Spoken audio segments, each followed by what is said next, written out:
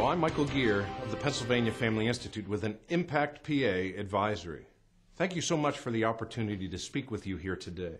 I want to talk to you about how you can get involved in protecting the God-ordained institution of marriage and what I think is the best health, education, and welfare institution ever devised, the family. Now, as you may know, the Supreme Court in Massachusetts in 2004 threw out that state's marriage laws and legalized so-called same-sex marriage. The consequences of that court-ordered redefinition of marriage are sweeping, and they are spreading.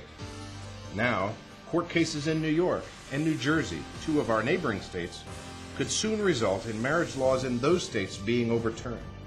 In Maryland, a judge in Baltimore earlier this year ruled that its law stating that marriage is the union of one man and one woman is unconstitutional. Now, here in Pennsylvania, we're just one court case away from seeing the institution of marriage and all that it means for children, for family, for society, radically and permanently redefined.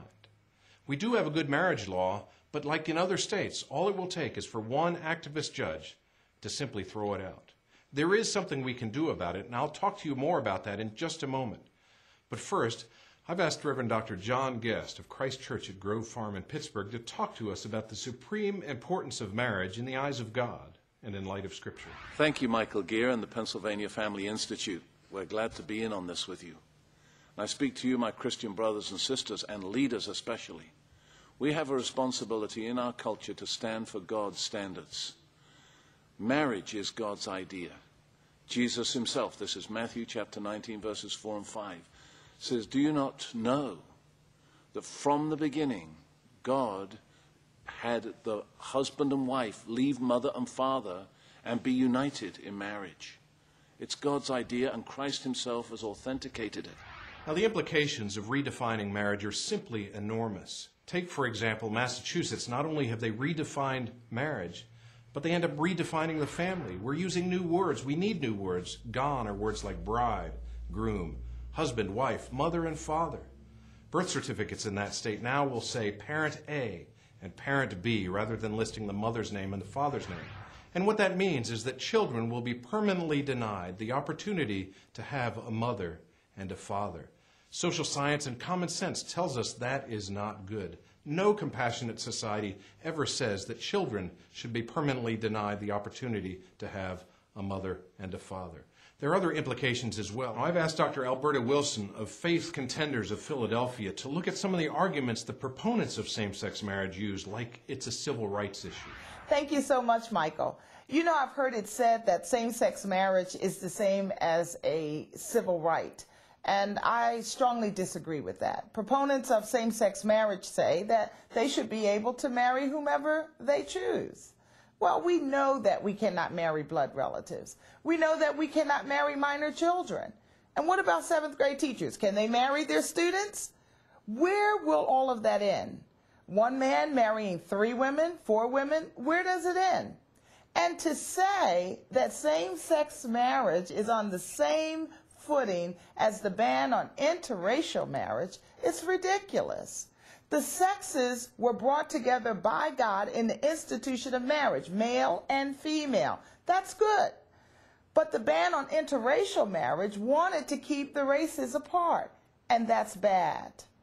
No, same-sex marriage is not a civil right. Now, in addition to impacting family and children, so-called same-sex marriage will have a huge impact on churches and schools. Churches may be forced to perform same-sex marriage ceremonies or face loss of their tax-exempt status. And schools will have to reform and change their curriculum to reflect the new definition of marriage and all that it entails. That's already happening in Massachusetts. Well, thankfully, it's not too late to take action to protect marriage in Pennsylvania, something citizens in 19 states have already done through a constitutional amendment to protect marriage. Here in Pennsylvania, the Marriage Protection Amendment has been introduced in the General Assembly. It has to pass there twice before going to a vote of the people. The first time it has to pass before July of this year. Now, we need your involvement to help make sure that it's not an activist judge who redefines marriage, but rather it's put to a vote of the people. And the only way to do that is through a constitutional amendment. Now, here's what we need you to do. First, we're asking you to pray. Pray that God would bless and protect marriage in the Commonwealth of Pennsylvania, and pray for your state representatives and state senators that they would do what is right. in protecting the institution of marriage. Number two, we're asking you to take action. Send an email or write a letter to your state representatives and state senators within the next 48 hours. Give them a telephone call and encourage them to support the institution of marriage and the Marriage Protection Amendment.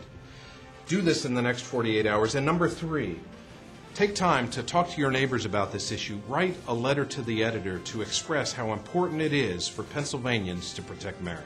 Well, thank you again for this opportunity to speak with you here today on the important issue of protecting marriage. I look forward to your action.